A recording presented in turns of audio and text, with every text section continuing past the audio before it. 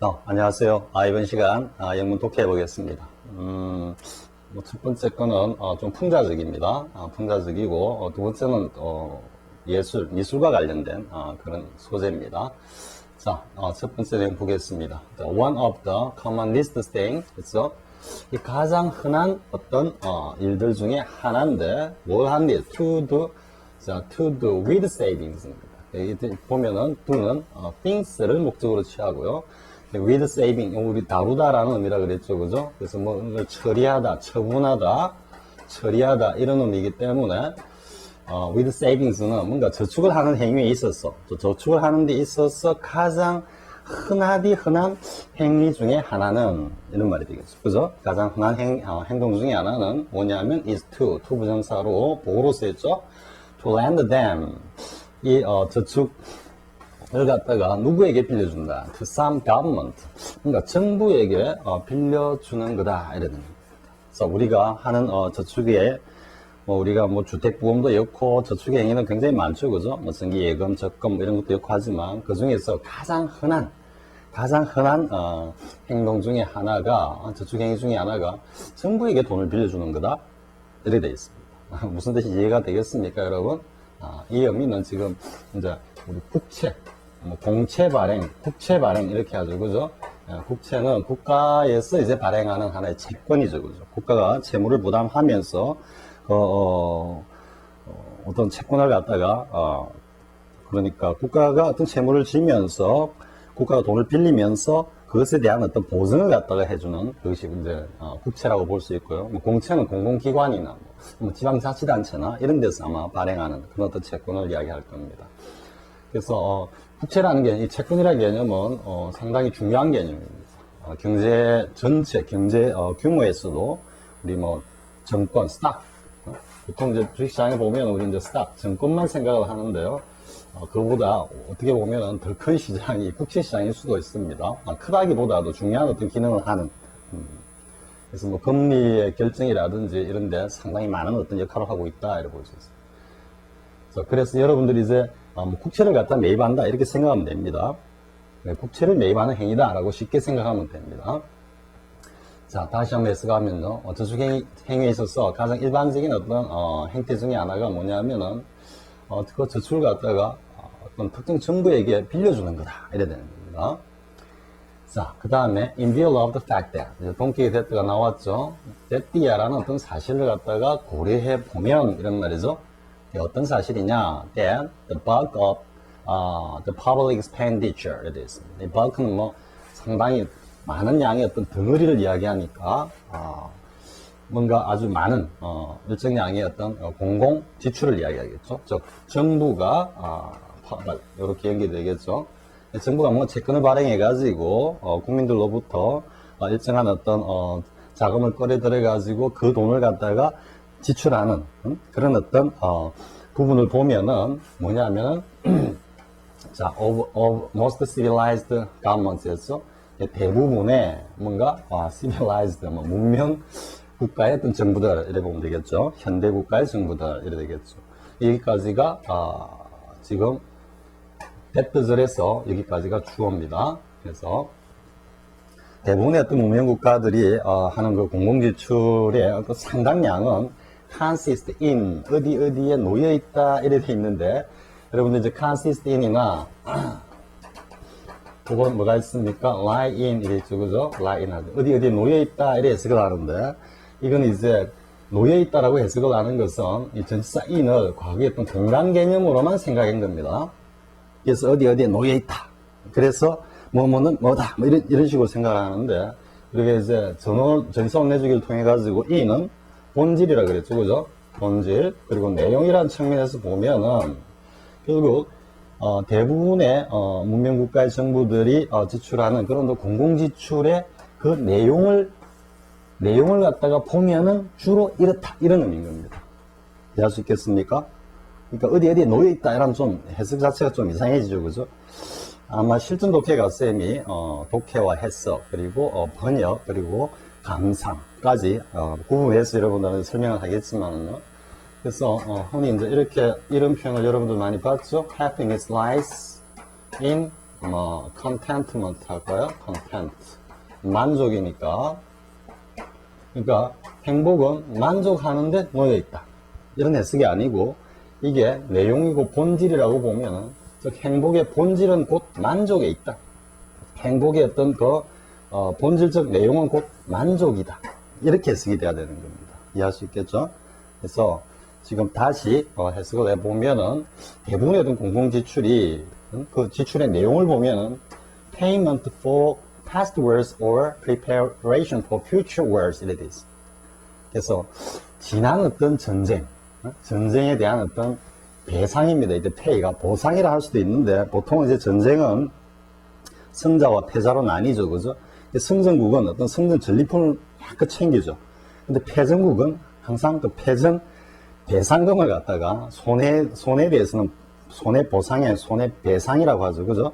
그래서 패전 어떤 배상금을 갖다가 지불하게 돼 있는데 보통 뭐 역사적으로 보면 1, 2차 대전에 2연패를 당한 누가 있습니까? 독일 같은 경우는 특히 1차 대전 끝나고 난 뒤에는 엄청난 액수의 어떤 그 패전 배상금 부담을 집니다. 그리고 뭐 군비도 엄청나게 감축돼 버리고 강제로. 그래서 이제 그런 과거 어떤 독일 민족의 게르만 민족의 어떤 그 영화를 갖다가 자긍심을 가지고 있던 게르만 민족 독일 국민들에게 엄청난 어떤 상처를 갖다가 가져다 줍니다. 너무 과도하게 아예 일어설 수 없을 정도로 완전히 짓밟아 버린 겁니다. 승전국이 미국을 중심으로 한 이쪽에. 네, 그럴 때 이제 그러한 어떤 게르만 민족 독일 국민들의 어떤 그 게르만 정신이라 그럴까요? 뭐 이런 걸 바탕으로 해가지고 뭔가 다시 한번 재기를 꿈꾸고 있는 어떤 그런 묘한 어떤 정치 사회적 분위기에서 나치 히틀러가 등장하는 겁니다. 그래서 지금 보면은 우리 뭐 독일을 유럽의 어떤 역사를 이렇게 비추어 보면은 뭐 예술이나 이런 쪽은 프랑스나 이런 쪽에서 좀 더 두각을 나타냈다 그러지만 문학이나 철학 이런 쪽은 특히 철학 쪽은 독일이 꽉 잡고 있죠. 칸트, 헤겔, 그죠?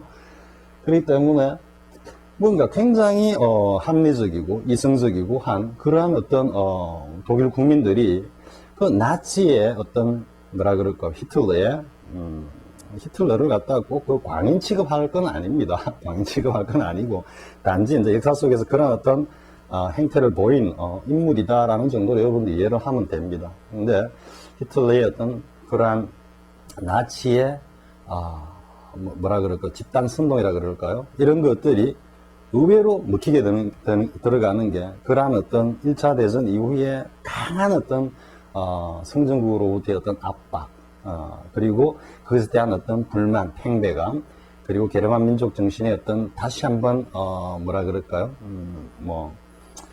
정신을 갖다가 일깨우고 다시 한번 영화로운 어떤 과거 역사를 되찾자는 이런 것들이 묘하게 결합이 되어 가지고 그 2차 대전까지 가게 되는 그 나치의 어떤 좀 쉽게 이야기하면 광란이라 그럴까요? 집단 광란이라고 그러죠. 그죠? 또 흔히 이제 이쪽에서 이야기할 때 그런 어떤 현상을 갖다 초래했다라고 이해할 수도 있는 겁니다. 그래서 뭐 그런 내용이라고 여러분들 이제 배경을 딱 보면 이해할 수 있겠죠. 그죠? 그래서 보통 정부에서 이제 지출하는 게 전쟁의 어떤 지금은 뭐 배상금도 될 수 있고 전쟁이 끝나고 난 뒤에 다시 어떤 재건을 하기 위한 어떤 공익사업, 공공사업에 들어간 투여되는 어떤 자금 다 포함될 수 있습니다. 자, 혹은 아니면은 preparation for future wars입니다. 우리 이제 국방비, 방위비 이렇게 이야기를 하죠, 그죠? 그래서 미래의 어떤 전쟁을 갖다 준비하는데 들어가는. 이거 대표적인 게 어디입니까? 미국입니다. 미국은 아마 국방 예산이 아마 가장 클 겁니다. 가장 크고. 자, 여기까지입니다. 인비올러브를 끌고 있는 보면 부사 구조, 그죠? 인비올러브하고 뒤에 이제 명사에 다시 절이 와서 설명해주는 구조니까요. 그래서 다시 한번 이러한 사실을 고려해 볼 때, 그때 대부분의 어떤 문명국가의 정부들의 그 공공지출이라는 것이 지난 전쟁에 대한 어떤 배상 지불이라든지 아니면은 미래에 어떤 전쟁을 갖다가 준비하는데 상당한 어떤 양의 자금이 들어간다라고 보면은 즉 자금은 어디입니까? 국채를 발행해 가지고 국민들로부터 끌어들인 어떤 채무죠, 그죠? The man, 자 어떤 사람이냐? The man who lends. 이때 이제 one이라고 안 쓰고 the man 하는 거는 바로 일반적인 어떤 사람 중에 불특정한 사람을 딱 가리키는 게 아니고 이게는 who 이해하는 바로 그런 사람하고 딱 찍어서 이야기하죠. 그래서 the man who 이렇게 쓰는 겁니다. one who하고 다릅니다. who lends his money. 자, 자신의 돈을 누구에게 빌려줘? A government. 자, 정부에게 돈을 빌려주는 그런 사람은 is in the same position. 뭔가 똑같은 어떤 입장에 있는 거다. 팩트로 이야기하고 있는 겁니다. 누가 똑같은 입장이냐면 the bad man입니다. 악당들입니다. in Shakespeare. 즉 셰익스피어 작품에 나오는 악당들과 똑같은 어떤 입장이 있는데 이 악당들이 bad man이 어떤 양반들이냐 하면은 who hire murderers. 즉 살인자들을 갖다가 돈을 주고 고용하는 그죠? 그런 악당들, 나쁜 사람들과 똑같은 어떤 입장에 있는 거다. 저축을 통해 가지고 국가에 돈을 빌려주고, 근데 보니까 그 국가가 국민들로부터 국채를 발행해 가지고 빌린 돈 거의 상당 부분이 다 뭔가 전쟁과 관련한 쪽으로 다 소모가 되더라. 그와 비교해 보면은 셰익스피어에서 뭔가 돈을 주고 살인자들을 고용하는 그러한 어떤 악당들과 다를 바 없는 그런 입장에 있다 이래 되는 거죠. 굉장히 좀 시니컬하죠, 그죠? 풍자적이죠, 그죠? 자, the net result. net은 뭐 종국의 결과는 좀 이런 뉘앙스입니다. net는 뭔가 어떤 사안이 일이 딱 마지막에 딱 갔으는 이런 말을 쓸 때 이런 표현할 때 쓰는 용어입니다. The net result of the man's economical helps. economical은 요거는 절약하는, 근금 절약하는 이런 뜻입니다.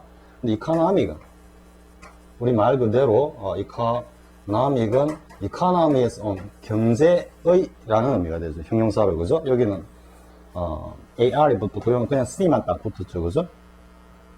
그래서 이 차이를 구분해야 됩니다. 이건 경제의 할 때는 economical이 오면은 근금 절약하는. frugal. 약간 뉘앙스 조금 다릅니다. frugal은 뭔가 돈을 쓰는 걸 갖다가 좀 신중하게 쓴다 이런 뜻인데 아무튼 뭐 이것도 비슷한 의미로 쓰입니다. frugal, 명상 frugality입니다. 그리고 또 하나 이제 economic이 경제다라는 것은 경제의 가장 기본적인 경쟁의 가장 기본적인 목적은 뭐겠습니까? 목표는 이윤의 추구죠, 그죠? 그래서 이거는 뭔가 profitable, 뭔가 이익이 되는 이런 의미로도 쓰입니다. 그래서 이렇게 같이 이해를 하고요. 자, 바로 그 돈을 빌려준 사람의 이러한 어떤 저축하는, 근금 절약하는 이러한 습성은 is to increase the, 뭐 하는 것이다. 여기도 이 to 부정사가 보호로 써있죠, 그죠? 그래서 이렇게 근금 절약하는 사람의 그 습관, 이 어떤 종국적인 결과는 뭐냐면은 increase the armed forces of the state. 뭐 대문자로 썼지만 이제 국가를 이야기합니다. 그래서 그 국가의 어떤 무력을 갖다가 군사력을 갖다가 뭔가 증가시키는 그런 어떤 종국적인 결과를 가져온다 이 말이죠. 근데 to which he lends his savings. 그래서 그가 저축행위를 통해서 돈을 빌려주는 그 국가의 어떤 군비를 갖다가 증가시키는 그러한 어떤 종국적인 결과만 나타날 뿐이다. 이렇게 됩니다. 자, 그래서 그 다음에 이렇게 합니다. obviously, 명확한, obvious 문장 전체의 부사이기 때문에 it is obvious that 이런 의미죠. 그죠? 그래서 it이하는 명확하다 이런 말이죠. 분명하다. 자, it would be better. 자, it 가정법으로 쓰고 있죠. It would be better if he spent money. he spent 뭡니까? 돈을 국가에게 빌려주지 않고 그냥 다 탕진해버리는 겁니다. 그래서 가정법으로 그가 그 돈을 갖다가 국채나 이런 걸 삼으로써 국가에 대해 돈을 갖다가 빌려주는 것이 아니라 아예 그냥 다 써버리는 게 더 나을지도 모른다. 심지어는 even if he spent it, 그 돈을 in drink or gambling, 뭔가 술을 마시면서 혹은 도박을 하면서 다 탕진해버리는 게 국채를 갖다가 매입하는 것보다는 훨씬 낫다라는 게 분명하다. 엄청나게 스캐스티가 나죠. 그죠? 굉장히 풍자적이죠? 뭐 일반적인 관점에서 좀 국가 간이 투철한 그런 관점에서 보면은 이 무슨 헛소리냐 할 수 있을 정도의 어떤 거짓말은요. 그래서 이제 이건 일종의 에세이인데 이 뭡니까? 이런 수필가, 문필가들이, 가지고 있는 뭔가 그 현상, 이면에 숨어 있는, 그죠? 우리 본질과 현상이라 그러면은, 현상, 이면에 숨어 있는 그 본질을 갖다가 투과할 수 있는 그런 안목, 이런 것들. 또 조금 더 넓게, 표현하자면은 뭐 뒤집기다, 이렇게 볼 수도 있겠죠. 그죠? 예, 그런 쪽에서, 이런 어떤 인식도, 가능하구나, 그럴듯하구나 하는 정도의 어떤, 이해만 하면은, 뭐 충분하다 하겠습니다. 자, 됐죠? 이 정도 하겠습니다. 이거와 관련해서는, 전번에 한번 쌤이, 이야기했는지 모르겠습니다. 한때, 한 4, 5년 전입니까? 굉장히, 선풍적인 어떤 베스트셀러의 지위를 누렸던, 지금도 아마, 뭔가, 역사와 정치, 사회, 문화, 특히 어떤, 정치, 경제, 사회, 역사, 이런 쪽에, 의식을 가지고 있는 식자층에서는 꾸준히 아마 탐독이 되고 있을 겁니다. 화폐 전쟁이라고 쌤이 한 이야기 했었죠. 그죠? 화폐 전쟁. 화폐 전쟁. 화폐 전쟁에서 보면 이제, 제일 첫 장이, 이러한 어떤, 국채에 관한, 소재로 딱 등장을 합니다. 뭐냐면은, 이제 나폴레옹 전쟁이 있죠. 그죠? 나폴레옹 전쟁. 이미 이 시기에도, 유럽에는 스탁 마켓이, 형성이 돼 있었습니다. 스탁 마켓. 근데 이때 대부분 국채입니다. 국채. 이 당시가 이제, 19세기, 아주 극초반이니까요. 1789년에 프랑스 혁명 이후에 1805년에 뭔가 이게 종식이 되니까, 그러니까 19세기 초반이니까, 지금같이, 대기업에, 우리 마이크로소프트가 어떻고, 삼성전자가 어떻고 하는 그런 스탁보다는 국채가 주로 이제, 주식시장, 스탁마켓에, 가장 중요한 어떤 뭐라 그럴까요? 요소라 그랬죠. 이랬을 때, 이제 로스차일드가 이야기 나옵니다. 로스차일드가. 그 이후로 이제 보면은 록펠러도 나오고 많이 나옵니다. 화폐 전쟁이 이제 1입니다. 1. 2권도 있는데, 2권은 사실 그냥 이 1권에 힘입어 가지고 조금 세세한 걸 다룬 건데, 크게 다룬 게 이제 1권입니다. 1권. 로차일드가 가해서 이제 딱 로차일드가 신복이 딱 워틀루 전장에 미리 가가 있습니다. 그때는 지금 통신망 이런 게 없기 때문에 일단 눈으로 보고 누가 빨리 움직이냐에 따라서 정보의 어떤 장악, 이게 결정이 나는 겁니다.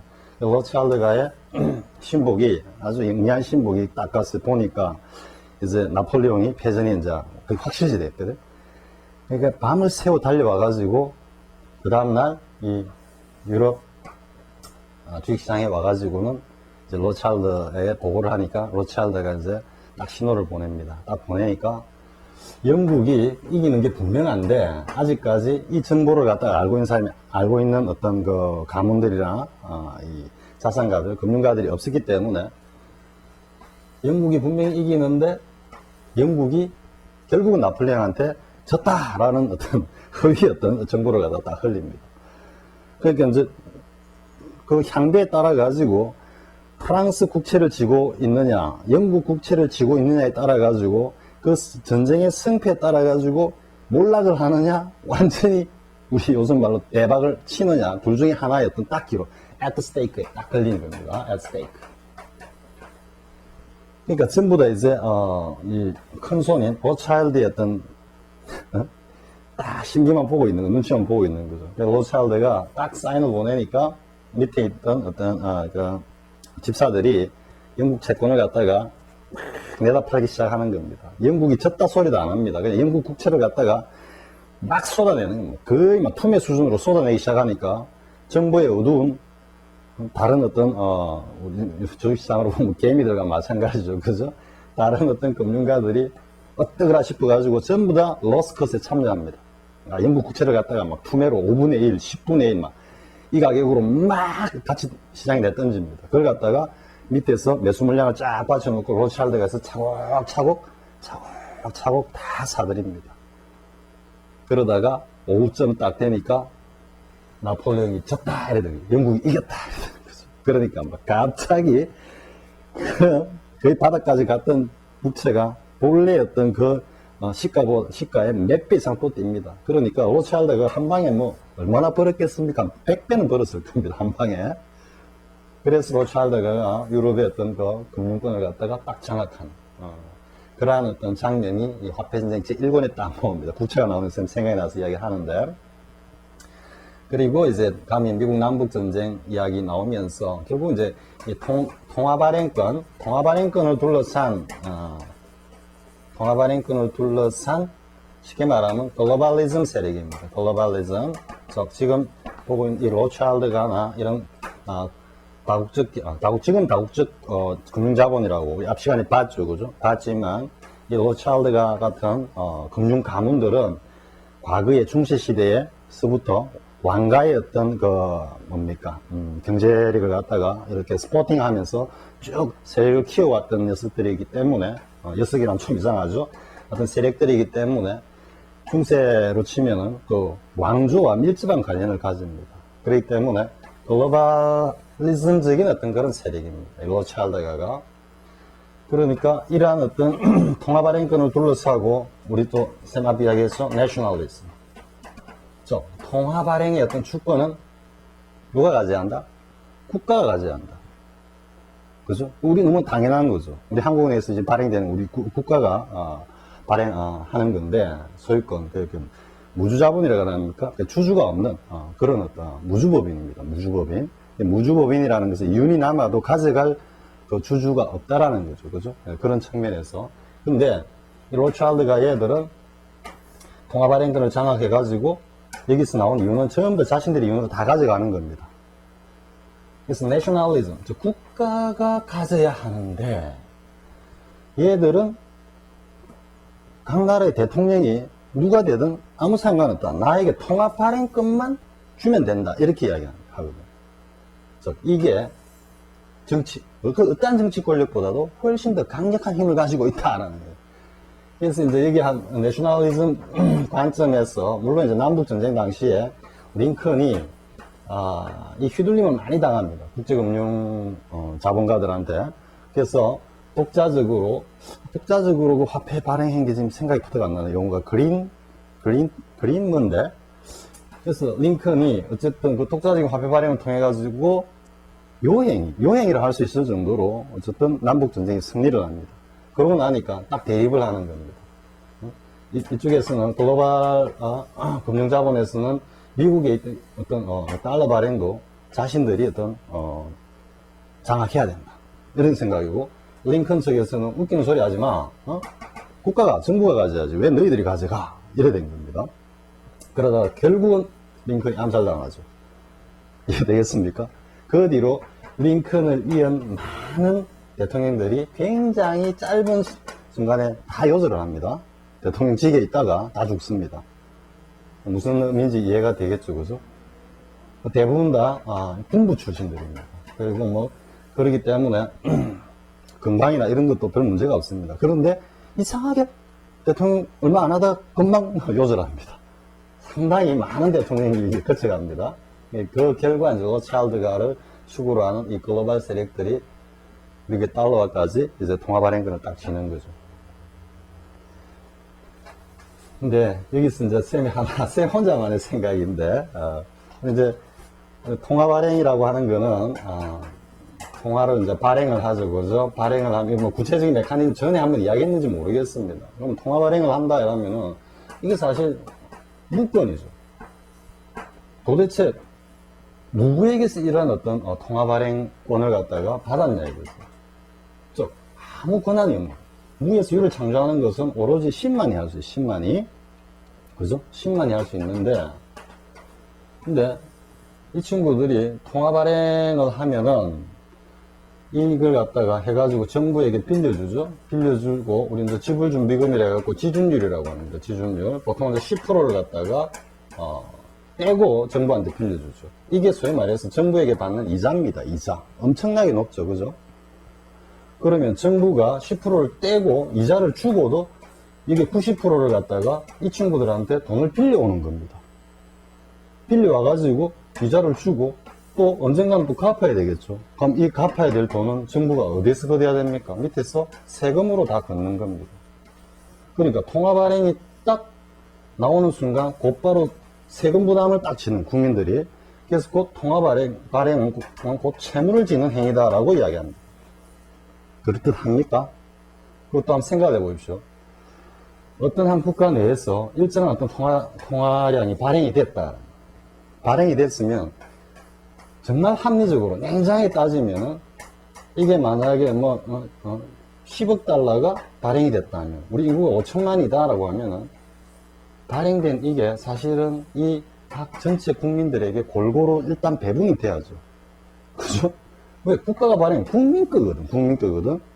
근데 국민들한테는 한 푼도 안 들어오고 정부에 가고, 정부가 다시 은행에 가고, 이 은행에서 국민들은 돈을 빌려가지고 이자 부담하고 원금 갚고 정부에는 세금 내고 이런 메커니즘이라 지금. 그래서 자본주의 자체가 이런 건전한 자본주의가 아니라 쌤 용어로는 불건전 자본주의 이 시스템이 이미 사실 좀 어렵게 됐다. 왜냐하면 여기에 이미 인간의 탐욕 그 자체가 녹아 있는 거기 때문에 이거는 인간이 정말로 개과천선하지 않는 이상은 이 시스템은 변할 수 없다 이래 되는 거죠. 그죠? 그래서 이해하고 나면은 정말 어처구니 없는 시스템 속에서 우리가 살고 있다라는 것도 여러분들이 어느 정도 느낌이 올 겁니다. 그죠? 자, 이 정도 하겠습니다. 관심 있는 분들은 화폐 전쟁을 통해 가지고 여러분들이 한번 보기 바랍니다. 책을. 자, 그 다음 내용 보겠습니다.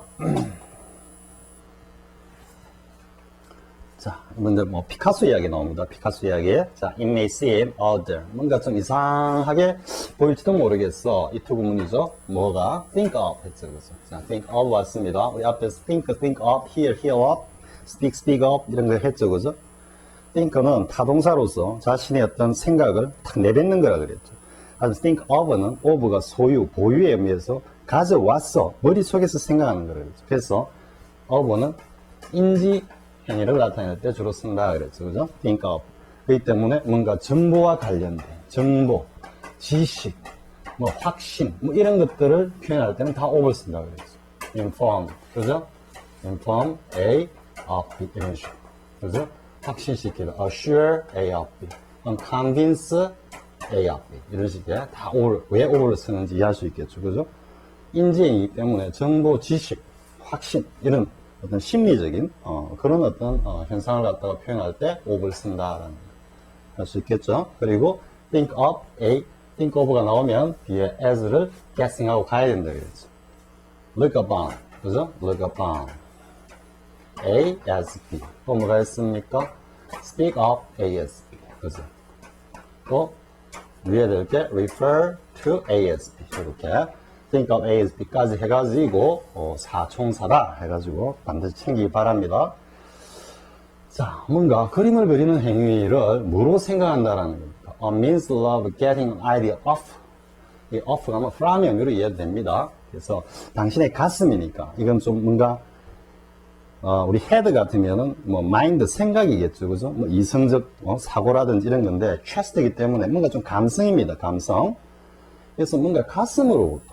뭔가 우리의 감성으로부터 뭔가 아이디어를 얻는 하나의 수단으로 그림 그리기를 생각한다면 좀 이상하게 보일지도 모르겠다. 생각될지도 모르겠다. 이런 뜻이죠. 그림 그리는 행위는 분명히 시각적인 어떤 활동을 통해 가지고 뭔가 나타난 행위인데 가슴으로부터 뭔가 아이디어를 얻는 것이 그림 그리는 행위다. 자, 뭔가 궁금증을 딱 던지고 시작하죠. 자, seem odd 했습니다. 한데, 이상하지 않다라고 지금 가는 거죠. 그죠? but artist. 자, 예술가들에게 있어서 the act of careful analytical observation입니다. 자, 아주 세심한 어떤 분석적인 어떤 관찰의 행위는, 그런 관찰적 행위는 단지 part of the story. 그 스토리의 일부일 뿐이다. 이 the story는 뭘 이야기할까요? 문맥에서 여러분들 정관사 느낌을 딱 가지고, 뭔가 지금 이 글을 쓰고 있는 필자나 이 글을 읽고 있는 독자 서로 간에 이미 알고 있다라는 걸 전제로 하고 the story라고 했는 겁니다. 뭐겠습니까? 이미 앞에서 이야기했던 거 전체 히스토리 하면 역사죠, 그죠? 히스토리. 그러니까 쭉 있어온 과정, 즉, 일, 이런 의미이기 때문에, the story는 그림 그리기 행위 전체를 이야기하는 거예요. 자, 다시 해석해 볼까요? 여기까지가 이제 뭐, 전체 주제문이라고 할 수 있기 때문에, 다시 한번 분명히 하고 가면요. 그림 그리는 행위를 뭔가 우리의 마음속으로부터 뭔가 생각을 얻는 행위다 라고 생각하면 좀 이상하게 느낄지도 모르겠지만, 하지만 예술가들에게 있어서 뭔가 그림을 그리기 위해서 아주 신중하게 분석적으로 뭔가를 관찰하는 그 행위는 그림 그리기 행위 일부에 지나지 않는 거예요. 전부가 아니다 이 말이에요. 즉 그러면 뭐다? 앞에서 이야기를 그대로 가져오면은 뭔가 마음속에서 느끼는 것을 갖다가 표현하는 측면도 있다 이렇게 가는 거죠. 그죠? 자, ideas and emotions. 뭔가 생각들과 여러 가지 감성은 are fused. 융화가 되는데, 융화가 되어서 into는 become이라 그랬죠? 융화가 되어서 뭐가 된다? The paint. 즉, 그림이 된다, 이 말인데, 그 그림이 어디에서 융화가 된다? 지금 fused 됐기 때문에 히트를 쓴 겁니다. 네, 융화가 된다 할 때 어떻게 되겠습니까? 뭔가 서로 다른 어떤 재질들이 뜨거운 어떤 열기를 받아가지고 서로 녹아가지고 함께 어우러진다 이런 의미에서 히트를 쓴 거고요. 그 히트가 내용이 뭐냐면 inspiration이다 이 말이죠. 아주 뜨거운 어떤 열감, 열정적인 영감 속에서 이러한 생각과 감성, 생각은 뭐겠습니까? 뭔가 head, 그죠? 또 이 관찰에서 나오는 걸 볼 수 있어요. 딱 보는 순간 뭐 생각이 도르는 거고, 그리고 emotion은 그 생각에서 뭔가 느끼는 감성이죠. 그죠? 즉 시각적인 어떤 시각적인 인지와 그리고 시각적인 인지를 통해서 느끼는 어떤 감성적인 요소들이 뭔가 화가의 그 열정적인 어떤 영감을 통해 가지고 어우러지면서 하나의 작품으로 완성된다 이렇게 되겠죠. 자, what artist knows and feels. 자, 이 미술가 예술가들이 알고 느끼고 하는 것은 know는 뭡니까? ideas, observation, feels는 emotions, chest 이래 가는 겁니다. 자, 이 화가의 어떤 지식과 그리고 어떤 감성이 결혼을 한다. 서로 결합한다. married to. 그래서 뭐와 결합한다. what he or she sees. 그가 보는 것, 그리고 and, 그가 보는 것과 결합한다.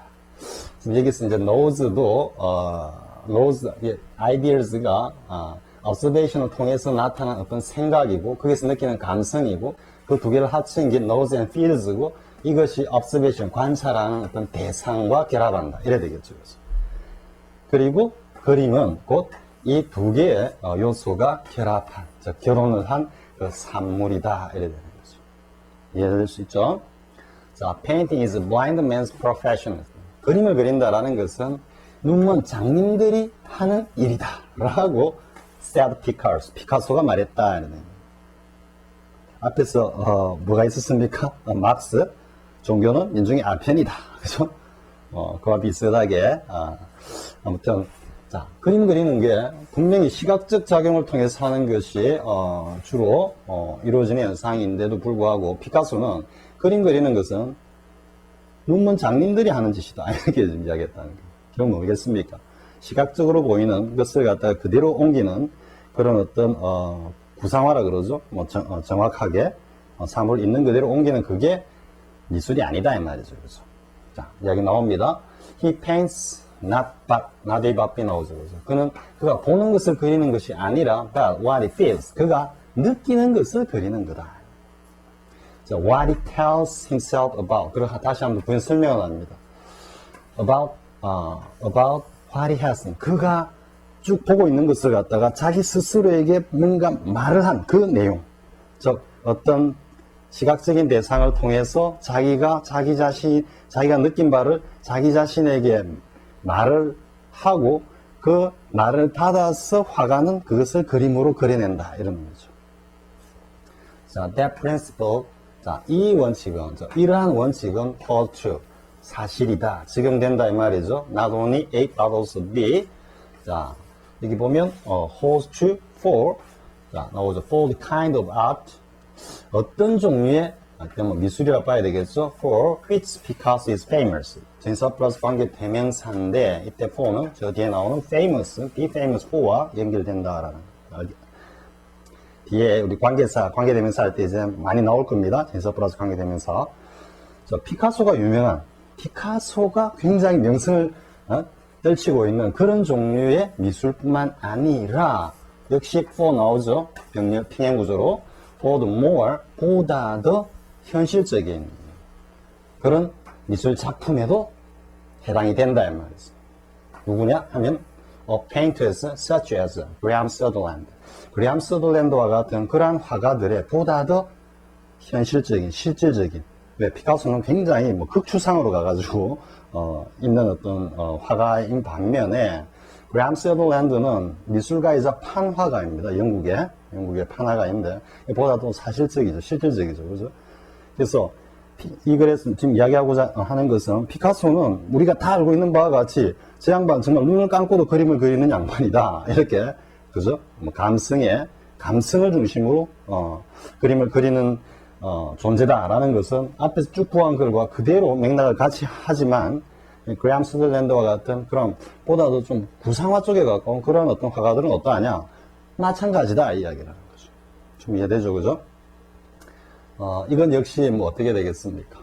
예술과 관련해서 우리가 일종의 통념 비판, 그죠? 통념 비판 구조의 글이다 볼 수 있겠죠. 뭐 흔히 생각하기에 미스티컬한 관점에서 보면은 그림 그리는 것은 당연히 시각적 어떤 활동을 통해 가지고 그리는 거지 이랬는데 이 글에서는 그게 아니다. 피카소는 심지어 그림은 눈먼 장님들이 하는 일이다. 여기까지 비유적으로, 그죠? 조금 파라닥스한 그런 어떤 느낌을 받죠. 할 정도로 결국 모든 예술이다. 문학 작품도 마찬가지예요. 뒤에 또 나옵니다. 우리 실전 독해에서 또 문학과 관련된 이야기가 나오는데 문학을 포함한 모든 어떤 예술들이 단지 뭔가 시각적 어떤 활동, 작용을 통해 가지고 그 어떤 감각을 통해서 이루어지는 것이 아니라 보다 더 중요한 것은 뭐다? 내면의 어떤 그 감성, 느낌 이것이 모든 어떤 예술에 있어서 보다 더 중요한 요소이자 중요한 역할을 하고 있다라는 것. 그리고 보면은 조금 쌤이 또 잡수를 하면 어떻게 되겠습니까? 사람의 어떤 본질이라는 것도 겉으로 드러난 껍데기에 있는 것이 아니라 내용, 그 사람의 어떤 성품, 본성에 있다라는 것. 쌤이 또 조금 마지막에 안 해도 될 말 한 것 같습니다. 자, 이 정도 하겠습니다. 자, 다음 시간은 문학과 관련된 내용입니다. 다음 시간 실전 독해로 이어지겠습니다. 자, 수고하셨습니다.